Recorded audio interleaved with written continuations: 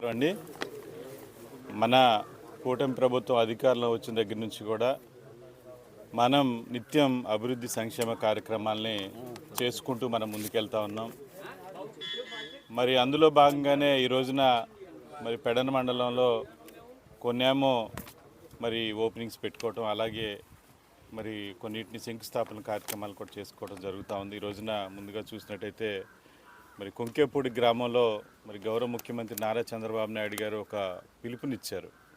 P4 కార్యక్రమంలో భాగంగా మరి రాష్ట్రంలో ఉన్నటువంటి అభివృద్ధి కార్యక్రమాలు చేయాలనే లక్ష్యంతో మరి ఆయన ఒక పిలుపునిస్తే మరి కొంకేపూడి గ్రామంలో ఉన్నటువంటి కొంతమంది రైతులు ముందుకొచ్చి వారు అక్కడ ఉన్నటువంటి తాగునీటి సమస్యను పరిష్కారం కోసం 2 మినరల్ ప్లాంట్లను కూడా అక్కడ వారు కట్టించడం జరిగింది.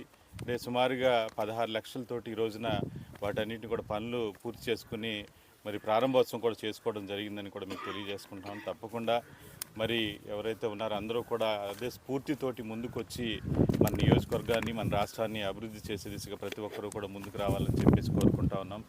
అదేవిధంగా మరి బ్యాంకుకు సంబంధించి ఈ యొక్క కోఆపరేటివ్ బ్యాంక్స్ ఏవైతే ఉన్నాయో దావోజీపాలెం కానివ్వండి, అలాగే మన గ్రామంలో చేవెండ్ర గ్రామంలో ఉన్నటువంటి బ్యాంక్ ఏదైతే ఉందో ఈ యొక్క కోఆపరేటివ్ బ్యాంక్ సంబంధించి బిల్డింగ్స్ అనేది సరిగ్గా లేకపోవటం, బాగా పాడైపోవటం వల్ల మరి నూతనంగా ఎన్నికైనటువంటి ప్రెసిడెంట్ ఎవరు వారు మొదటి నుంచి కూడా వాటన్నిటిని కూడా మరి కొత్తగా బిల్డింగ్స్ కట్టి వాటన్నిటిని కూడా మరి అభివృద్ధి బాటలోకి తీసుకెళ్ళిన లక్ష్యంతో వాళ్ళు రైతులందరికీ కూడా అండగా నిలుస్తూ ఉన్నారు. అందులో భాగంగానే వారు బిల్డింగ్స్ని కట్టించాలన్నటువంటి ముఖ్య ఉద్దేశంతో మొదటి నుంచి కూడా ప్రయత్నం చేస్తూ ఉన్నారు.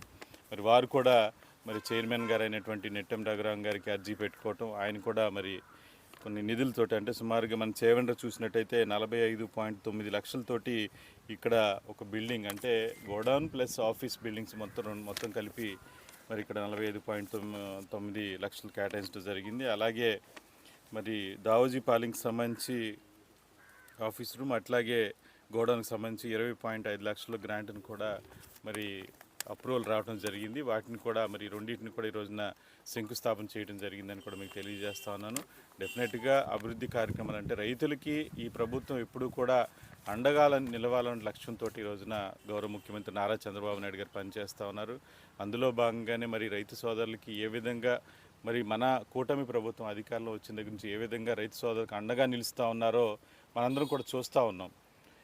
అధికారంలో రాగానే మరి అక్కడ తుఫాన్లు కనుక వస్తే వాటన్నిటిని కూడా మరి ఎవరికి కూడా ఎటువంటి ఇబ్బంది లేకుండా నష్టపరిహారించేటువంటి ఉద్దేశం కానివ్వండి, అలాగే రైతు సోదరులందరూ కూడా ధాన్యాన్ని అమ్ముకుంటే వితిన్ 24 అవర్స్లోనే వారందరికీ కూడా మరి డబ్బులు పడే విధంగా కానివ్వండి, అదేవిధంగా మనం